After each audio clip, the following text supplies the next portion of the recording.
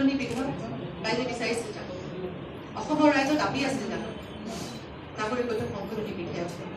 তথাপিও তেওঁলোকে এই বিধেয়কখনৰ কথা আনি আজি ৰাজ্যখনক ইমান অস্থিৰ কৰি তুলিলে। অকল অসম ৰাজ্যখনে নহয়, গোটেই উত্তৰ পূৰ্বাঞ্চলক তেওঁলোকে অস্থিৰ কৰি তুলিলে। তেখেতসকলে আমাৰ যি সংস্কৃতি, আমাৰ ভাষা, আমাৰ অস্তিত্বৰ ওপৰত ভাবুকি আনিলে। ইমান প্ৰতিবাদ হ'ল। যোৱা এটা বছৰ আপোনালোকে দেখিছে কংগ্ৰেছ দলে আমি এটা বছৰ এই নাগৰিকত্ব সংশোধনী বিধেয়কৰ প্ৰতিবাদ কৰি আহিছোঁ। ৰাস্তাই ঘাটে প্ৰতিবাদ কৰিছোঁ, ধৰ্ণা কৰিছোঁ, মেমৰেণ্ডাম দিছোঁ। আমাৰ শীৰ্ষ নেতৃবৰ্গই যেতিয়া লোকসভাত পাছ কৰিলে বিজেপিয়ে, আমাৰ শীৰ্ষ নেতৃবৰ্গই ৰাহুল গান্ধী ডাঙৰীয়াৰ শীৰ্ষ নেতৃবৰ্গ তেওঁৰ বলিষ্ঠ পদক্ষেপত আমি দেখা পালোঁ যে ৰাজ্যসভাত গৃহীত নহ'ল। আৰু আমি প্ৰতিশ্ৰুতি দিছোঁ, আমাৰ দলে প্ৰতিশ্ৰুতি দিছে, আমাৰ ৰাজ্যিক নেতৃত্বই প্ৰতিশ্ৰুতি দিছে, আমাৰ কেন্দ্ৰীয় নেতৃবৰ্গই প্ৰতিশ্ৰুতি দিছে যে কোনো পক্ষে আমাৰ দল যদি শাসনলৈ আহে 2019 চনত কেন্দ্ৰত যদি শাসনলৈ আহে, আমি কেতিয়াও নাগৰিকত্ব সংশোধনী বিধেয়কখন আনিবলৈ নিদিওঁ। সেইটোলৈ আমি দায়বদ্ধ। আৰু মই আজি ক'ব খোজোঁ যে অসমৰ ৰাইজে এই এটা কাৰণতে বিজেপিক ভোট দিব নালাগে। এই একমাত্ৰ কাৰণতে ৰাইজে ভোট দিব নালাগে বুলি মই ভাবোঁ।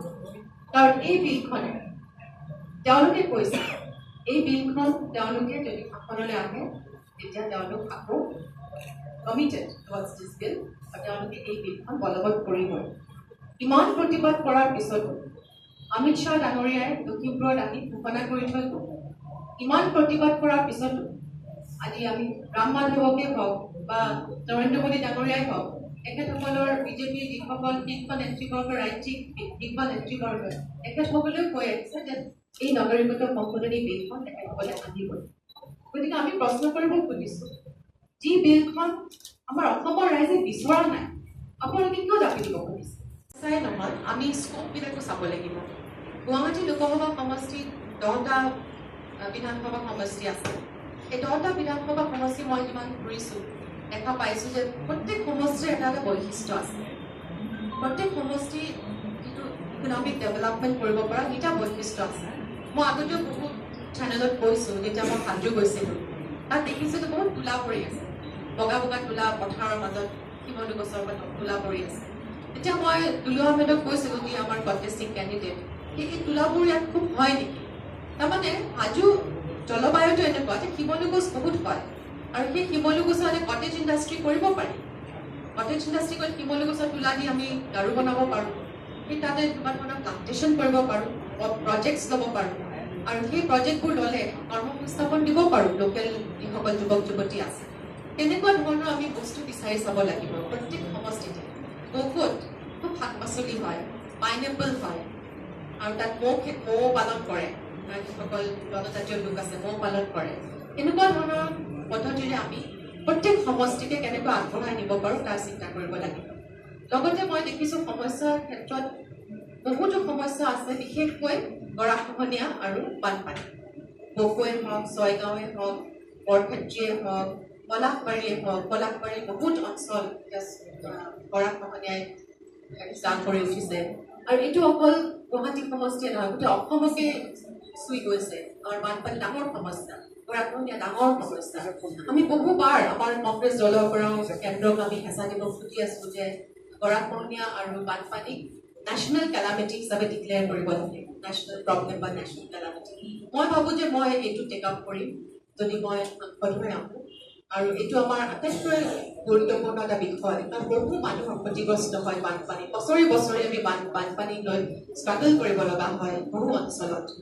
লগতে আমাৰ যি নিবনুৱা সমস্যাৰ কথা আছে, আমাৰ নেতা ৰাহুল গান্ধী ডাঙৰীয়াই তেখেতেও বহুত চিন্তা কৰিছে।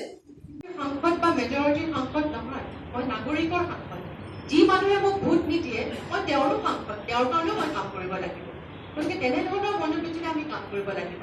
আমি ভাগ ভাগ কৰিব নালাগিব যে কোন মাইনৰিটি, কোন মেজৰিটি, কোন জনজাতীয় নহয়। নাগৰিক হয় সকলো, আৰু সকলো সচেতন নাগৰিকৰ ভোট দিয়াৰ অধিকাৰ আছে। গতিকে তেওঁলোকক আমি তেনেকৈ ভাবিব লাগিব। আমি যদি তেওঁলোকক মেজৰিটি, মাইনৰিটি, বিভিন্ন ট্ৰাইবেল, নন ট্ৰাইবেল বুলি ভাগ ভাগ কৰোঁ, কিন্তু মই ভাবোঁ যে আমি ৰাইজক অপমান কৰাহে হ'ব যে একেবাৰলৈকে আমি শেষ কৰি দিওঁ এই কথাটো যে ঠিক আছে আপোনালোকে সদায় কৈ থাকে যে ইমান বিদেশী আছে বুলি গতিকে আমি ক'ব খুজিছোঁ যে ঠিক আছে ইমান আছে বুলি কৈছা আমি একেবাৰে ঠিক কৰি দিওঁ NRC কৰি কোন বিদেশী কোন নাগৰিক ক্লিয়াৰ হৈ যাব স্পষ্ট হৈ যাব সেই কাৰ্যটো আৰম্ভ কৰিছিল আমাৰ চৰকাৰৰ দিনত পিছত কি হ'ল এটা governance is a continuous process সেই কামটো পৰৱৰ্তী চৰকাৰে কৰিব লাগিছিল কিন্তু বহুত লেহেমীয়া হ'ল তাৰ কাৰণে সুপ্ৰিম কোৰ্টেও তেখেতসকলক বহুত জাননী দিলে তাৰপিছত আমি দেখিলোঁ এই নাগৰিকত্ব সংশোধনী বিধেয়ক বনাই এতিয়া NRC মূল্য নাইকিয়া হৈ গ'ল 2016 পৰিৱেশ অলপ বেলেগ আছে মই আগতেও টিকেট বিচাৰিছিলোঁ পোৱা নাছিলোঁ এইটো বেলেগ কথা কিন্তু 2016 চনত আপোনালোকে বিচাৰিছিল পৰিৱৰ্তন গতিকে আপোনালোকে ভোট নিদিলে মইতো প্ৰতিষ্ঠাৰে মই 2016 যেনেকুৱা আছোঁ আজিও মই একেই মই একো চেঞ্জ হোৱা নাই মানুহৰ মন চেঞ্জ হৈ থাকে মানুহে পৰিৱৰ্তন বিচাৰে আমি সেইটো মানি লৈছোঁ বাৰু 15 বছৰ মানুহে কাপোৰো সদায় একেটো কাপোৰ নিপিন্ধে গতিকে চেঞ্জ বিচাৰিছিলে সেইটো মই ৰাইজক দুখ দিলোঁ সেইটো হৈ গ'ল এতিয়া মোক দলে আকৌ এটা দায়িত্ব দিছে মই ভাবোঁ এইবাৰ ৰাইজ মোৰ ওচৰত আছে ৰাইজে মোক আঁকোৱালি ল'ব